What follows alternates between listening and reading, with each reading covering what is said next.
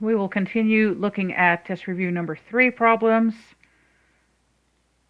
specifically looking at problem number 8. All right, we would like to find the integral going from 2 to infinity of 1 over the square root of 2x plus 5. So we can see that this is an improper integral, and so we will express this as the limit a approaching infinity of the integral going from 2 to a of 1 over the square root of 2x plus 5 dx. Now before I get started, I'm just going to evaluate the integral itself. So let's just look at the indefinite integral of 1 over the square root of 2x plus 5. I will use u substitution to evaluate this by letting u equal to 2x plus 5. That makes du equal to 2 times dx, which means 1/2 du is equal to dx. So when I make the needed substitution, we will get 1/2 times the integral of 1 over the square root of u du. And that will simplify to 1/2 times the integral u to the power negative 1/2 du. All right, so the integration, add 1 over add 1, negative 1/2 plus 1 is going to be positive 1/2. So we can either divide by that new power, divide by 1/2, which is the same thing as multiplying by 2. So we see that the 2's cancel out, and a simplification here gives that we simply have the square root of u. Back substitution gives that this integral is going to be equal to the square root of 2x plus 5. All right, so back to my original problem, we will find the limit as a approaches infinity of the square root of 2x plus 5, evaluated from 2 to a. So we will apply the fundamental theorem of calculus. That is, we will plug in top minus plug in bottom and evaluate. So now the limit as a approaches infinity of the square root of 2 times a plus 5 is going to yield the square root of infinity, which is just equal to infinity, minus, if we plug in the bottom, the square root of 2 times 2 plus 5, in other words, the square root of 9 is equal to 3. Infinity minus 3, still equal to infinity, so we see that this integral diverges. Number 9, we have the integral going from 1 to infinity of 6 divided by x cubed dx. Again, this is an improper integral, and it is improper because of the upper bound that is infinity.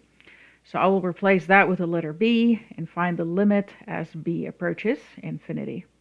Now, just like before, I'm going to leave the bounds and the limit aside for just a second, and let's just focus on the indefinite integral of 6 over x cubed dx. Again, a simplification here gives the integral of 6x to the power negative 3 dx. Next, we will add 1 over add 1, apply the power rule of integration. That gives 6x to the power negative 2 over negative 2. And then a final simplification here will say that this is negative 3 divided by x squared. You definitely want to make sure that you express your function without the use of negative exponents, especially when you're about to work with limits as infinity. All right, so we have the limit as b approaches infinity of negative 3 divided by x squared, evaluated from 1 to b.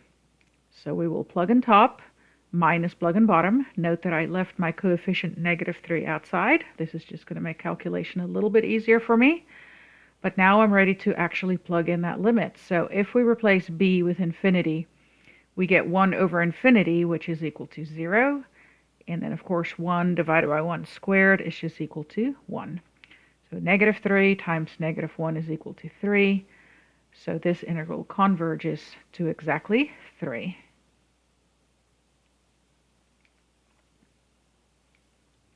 All right, number 10, we're looking at the integral from 0 to infinity of x times e to the negative x squared dx. All right, so again, this is an improper integral, so I will list it or note it as the limit as c goes to infinity of the integral going from 0 to c of x times e to the negative x squared dx. And again, as before, I'm going to just leave the bounds aside for a second and just focus on the indefinite integral. How do we integrate x times e to the negative x squared? This is a classic u substitution problem, and I will let u be equal to negative x squared. So if u is negative x squared, that means that du, the differential, will be negative 2x dx. I see that I do have an x dx in my problem, so I just want to take the negative 2 to the other side, which gives negative 1/2 du is equal to x dx. All right, so a substitution here then gives negative 1/2 times the integral of e to the u du. I'm sorry that u didn't show up there. This integral is equal to negative 1/2 e to the u. And then we can back substitute. So I get negative 1/2 e raised to the power negative x squared. Again, like before, I really hate to be working with especially limits of infinity while at the same time having negative exponents in my expression. So I'm going to make one more simplification and write this expression as negative 1 over 2 times e raised to the positive x squared. All right. So back to our original problem, we are looking for the limit as c approaches infinity of negative 1 over 2 times e to the x squared, evaluated from, I'm sorry, that should be 0 to c. I plugged in a 1. I'm sorry, that should be a 0. Just a typo over there. Please note my typo. So this will be the limit as c approaches infinity of negative 1/2 times 1 over e to the c squared minus 1 over e to the power 0 squared. Again, plugging in that infinity gives 1 over infinity, so that value is equal to 0, so I get negative 1/2 times 0 minus 1, and so we see that this integral will converge to positive 1/2. All right, problem number 11. We want to find the integral from 2 to 5 of 1 over x minus 2 dx.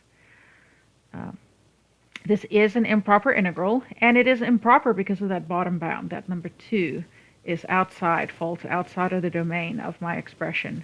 So we will write this as the limit as d approaches 2, and I'm going to put a direction on this. This is the limit as we approach 2 from the right-hand side of the integral going from d to 5 of 1 over x minus 2 dx. All right, the integration here is fairly straightforward, so this will be the limit as d approaches 2 from the right of the natural log of x minus 2, evaluated from d to 5. All right, so fundamental theorem says we will plug in top minus plug in bottom. All right, the first expression, natural log of 5 minus 2, just gives the natural log of 3. But now we need to take the limit as d approaches 2 from the right of the natural log of d minus 2. So in other words, we have a natural log where its variable is approaching the overall value of 0 from the right-hand side. And so we know that is equal to negative infinity. So I have natural log of 3 minus negative infinity. That's going to become natural log of 3 plus infinity, which is simply equal to infinity. So this integral diverges.